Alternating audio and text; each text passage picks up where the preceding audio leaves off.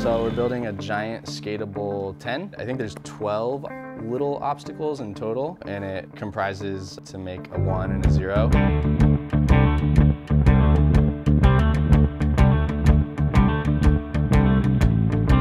I know Tim, who runs the Friendship, and he's working over at the Berrics and running the Friendship out of there. So I guess this 10-year anniversary project came up, and he's like, hey, I got something for you. And he sent me this email. I was like, I'd love to do that. That sounds rad. So I was like, okay, cool, give me like 2 or 3 days, and then I'll come up with a little design. Sent the design to everybody, and I was surprised. I thought it'd be like, oh no, change this, or I don't like this, or make this bigger. It's like, yep, looks sick, let's go. It's like, all right, let's do it.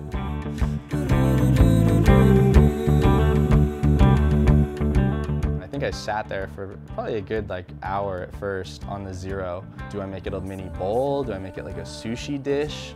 As cool as that would be to be this dish or a bowl, I think it would be kind of limiting. So I was like, let's make it where everything pulls apart, and then the pieces could be used however the skaters are interpreting it, and then playing with all the scenarios. Like after I made the actual 10, I was able to pull it all apart in the rendering program, and then, you know, turn things on their edge and stack things different ways, and then just show like, hey, here's like 5 ways I think that guys might be able to skate this stuff. The skaters aren't going to see my ideas and interpretation of the obstacles, and then to see what they come up with, I'm thinking and hoping it'll be something totally different and off the wall.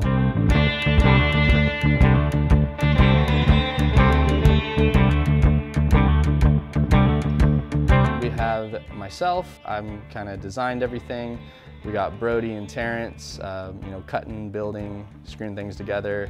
And then we had our buddy Marco and a new guy named Marcus. So yeah, in creating these obstacles, since they are kind of one-off things, you know, there's not templates for it like there is with a lot of our other obstacles for the guys that work for me. So I'm really proud of them as well for kind of stepping up and contributing ideas of how things should go together, how things should be reinforced. Like, we're coming up with all this on the fly, how the coping should be set, what types of materials should be used, whether it's like the butter recycled plastic versus round coping or steel coping. We were kind of using the saws in a little bit of a different manner, busting out the jigsaw for really tight stuff, which we don't always do.